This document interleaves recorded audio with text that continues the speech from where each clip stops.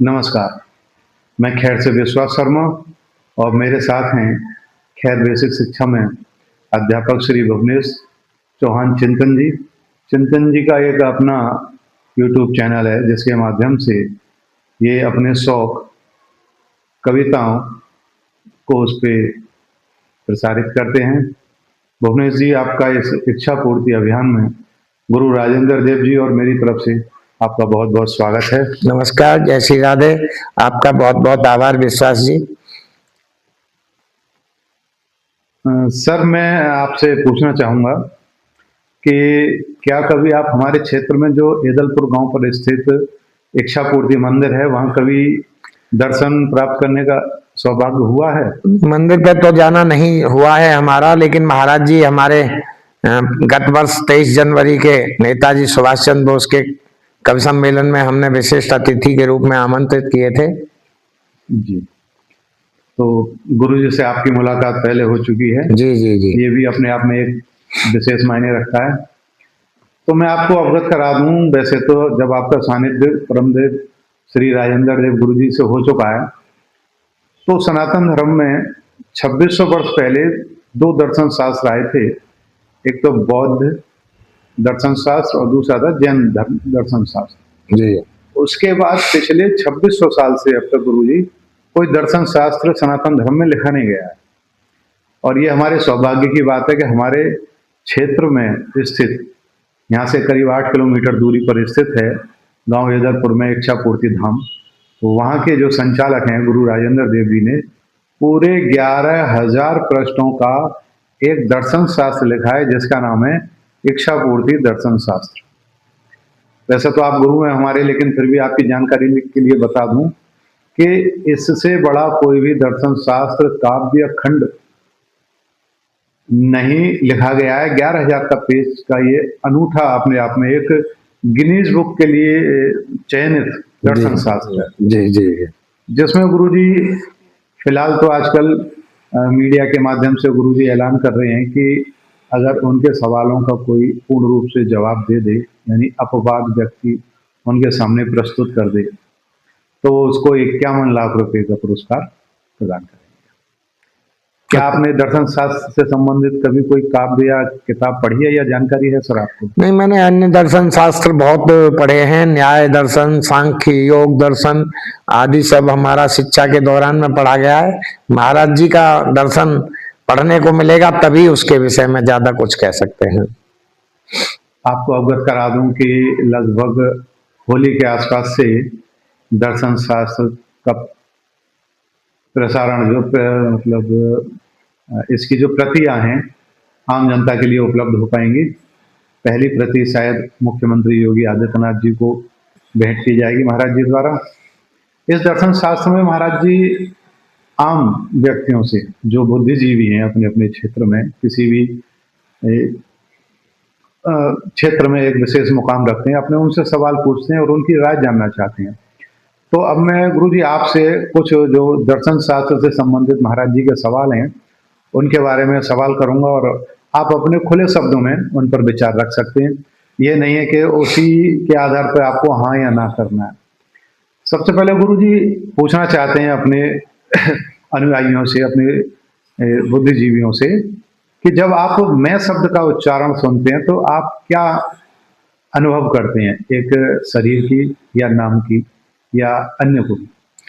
जब मैं शब्द का उच्चारण सुना जाता है तो मैंने जो है इंटरमीडिएट में एक लेख पढ़ा था, अहम ब्रह्मास्मि।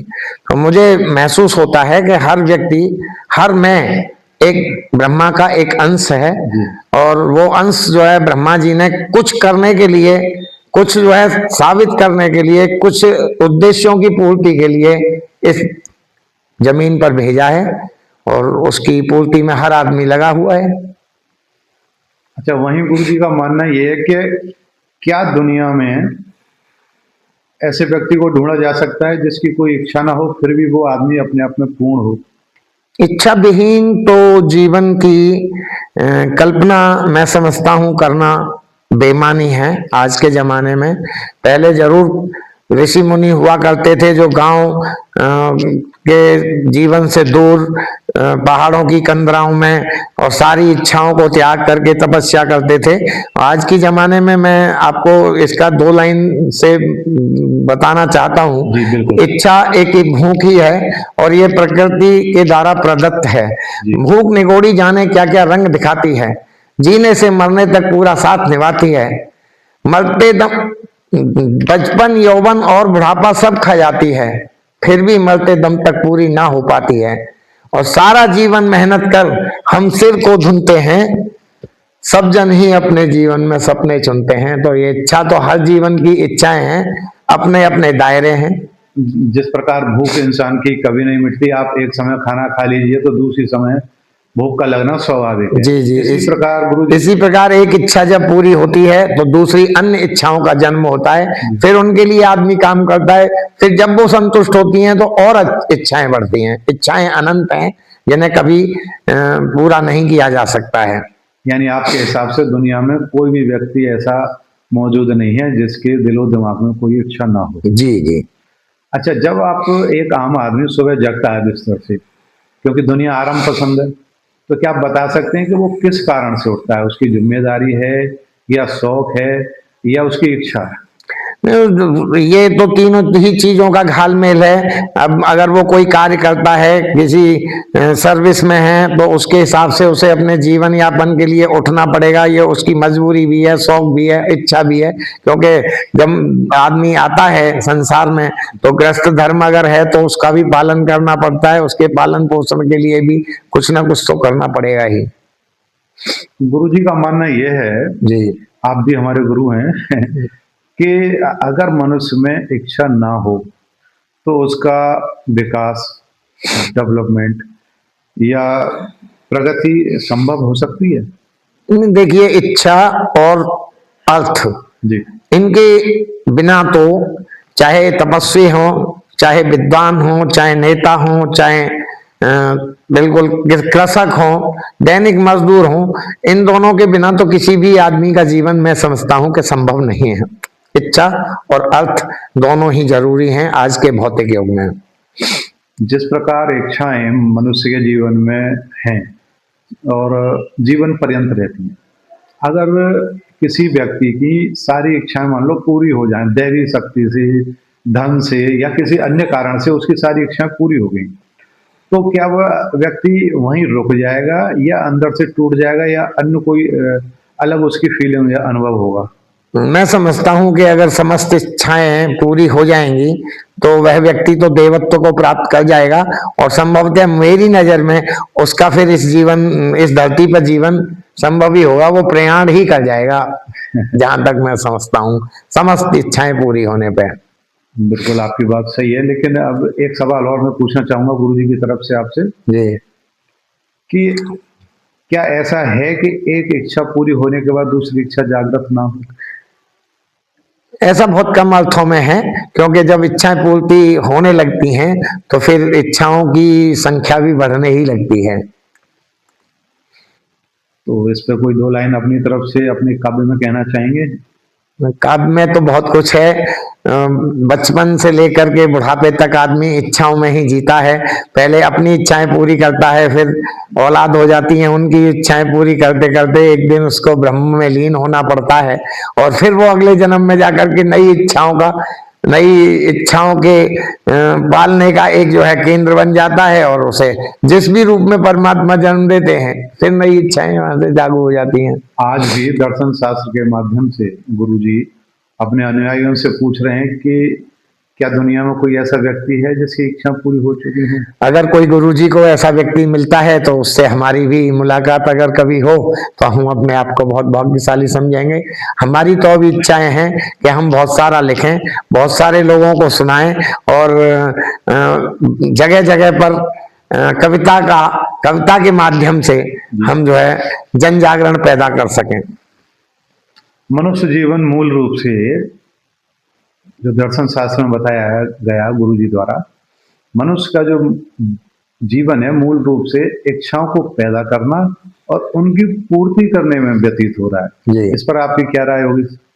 इस पर राय यह है कि गुरुजी के दर्शन को पढ़ेंगे, हम गुरुजी की इच्छा पूर्ति धाम का भी दर्शन करेंगे। अगर कभी भगवान ने मौका दिया, हम दो एक आध बार गए हैं तो गुरुजी वहां उपस्थित नहीं है, फिर उस स्थिति में हमने अंदर जाना उचित नहीं समझा।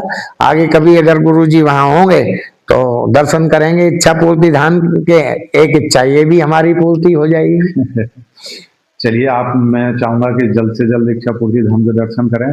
गुरुजी का मानना ये है कि अगर मनुष्य, हर मनुष्य, आम आदमी अगर अपनी इच्छाओं से एक तालमेल ट्यूनिंग सही तरीके से बिठा ले तो उसका जीवन जो है सरल और आसान हो जाएगा। मेरा अपना मानना यह है कि हम इच्छाएं जरूर पालें, क्योंकि अगर हम इच्छाएं नहीं पालेंगे तो हम कर्महीन हो जाएंगे। यदि हम इच्छा पालेंगे तो हम उनके प्रति कर्म करें, सच्चे मन से कर्म करें, तो कोई भी इच्छा ऐसी नहीं है जो पूर्ति ना हो सके। मतलब इच्छाओं को आम आदमी को मिटानी नहीं चाहिए। नहीं, इच्छाएं तो जरूरी हैं, अगर समाज में जीने के लिए कुछ इच्छाएं तो जरूरी हैं, बहुत जरूरी हैं। उनका एक फ्रीक्वेंसी वॉल्यूम सेट कर दे। जी जी जी। कि अभी मेरी लिमिट तो है, मान लो 10,000 रुपए खर्च करने की, मैं 20 लाख रुपए की सोच लूं। बिल्कुल तो बिल्कुल इच्छा बिल्कुल। करने से कुछ नहीं होता, लेकिन उसकी भी एक हाँ, अपनी फ्रीक्वेंसी इच्छा का तो विश्वास ही ऐसा है कि हर आदमी अपनी धारणा जो है, अपने जीवन के मूल्य हैं, जो संस्कार बचपन में मिले हैं, उनके हिसाब से एक नाली का निर्माण करता है। और उसके लिए भी दो पंक्तियां कही हैं, और उससे अगर कहो कि उस नाली से बाहर निकले तो अच्छा कर्म कर रहा है वो भी, और वो बुरा कर्म कर रहा है वो भी उससे निकलना नहीं चाहता है। क्योंकि किसी संत ने ही कहा कि मैं किसी से पूछा नाली के कीड़े से, तो उसने जवाब दिया कि मैं अपने गंदे तन पर उजली चादर ओढ़ न पाऊंगा। और नाली का कीड़ा यूं बोला, नाली को छोड़ न पाऊंगा। तो हर आदमी ने अपने अपने हिसाब से नालियों का निर्माण कर रखा है। कुछ गंदी नालियों में रहते हैं, कुछ स्वच्छ नालियों में रहते हैं। यानी आपके अनुसार व्यक्ति इच्छा को नहीं छोड़ पाता है। और अगर किसी बैरागी के बारे में बात करें, जो हमारे महान साधु संत हैं, तो क्या वह भी इच्छाओं को छोड़ चुके हैं या नहीं, समस्त इच्छाएं तो वो ही नहीं छोड़ पाए हैं, मैं समझता हूँ। बैरागी या साधु को भी सुबह जागने के बाद सुबह की व्यवस्था भिक्षाटन से हो जाए तो शाम की चिंता रहती है। वो इच्छा भी रहती है कि शाम को मुझे क्या मिलेगा, क्या मैं पा सकता हूँ। तो भूख, इच्छा और अर्थ, इनकी अपेक्षा तो प्रत्येक शरीर को है, और प्रत्येक शरीर अपने हिसाब से उसके लिए काम करता है। गुरुजी का जो दर्शन शास्त्र है वो मूल रूप से 3 तथ्यों पर आधारित है। जी। पहला, दुनिया एक ऐसा इंसान ढूंढ रही है जिसकी कोई इच्छा ना हो। क्या ये संभव है या नहीं? ऐसा तो कोई इंसान मेरी नजर में नहीं संभव है कि जिसके कोई इच्छा ही नहीं हो। और यदि ऐसा कोई इंसान आपको या महाराज जी को मिले तो उसके दर्शन दिव्य आत्मा के हमें भी कराने का कष्ट करें। उस व्यक्ति के बारे में सोचकर भी आपको इच्छा दर्शन की आवश्यकता महसूस हो गई। जी जी जी। दूसरा ये कि इच्छा को पैदा करना और पूरा करने का तरीका आज भी दुनिया ढूंढती है कि इच्छा पैदा होए तो हम उसे नौकरी के माध्यम से, व्यापार के माध्यम से, कृषि के माध्यम से धन कमाएं और इन इच्छाओं की पूर्ति करें। हाँ, ऐसा विश्व में हर आदमी अपने प्रयास में, हाँ, सभी लगे हुए हैं अपने प्रयासों में। और आज भी उस व्यक्ति की तलाश है जिसकी सारी इच्छाएं पूरी हो चुकी हैं। लेकिन आपकी नज़र में तो शायद कोई हो, तो बताएं गुरु जी को। मेरी नजर में तो मैं ही कह रहा हूँ कि अभी मेरी तो 1% या 1% से भी अगर दशमांश उसका माने जाए तो अभी इच्छाएं पूरी नहीं हुई। मेरी तो इच्छा है कि मैं हिंदी साहित्य को उसी जगह पे स्थापित कर दूं जिस जगह पे दिनकर, निराला, महादेवी वर्मा के जमाने में स्थापित था। जबकि आजकल मंचों में बड़ी गिरावट आई है और हम लगातार प्रयास कर रहे हैं, उसके बावजूद भी मंचों में गिरावट के साथ साथ श्रोताओं की संख्याओं में भी गिरावट है। तो इच्छाएं तो सभी पूरी नहीं हो सकती हैं, उनके लिए केवल प्रयास किया जा सकता है।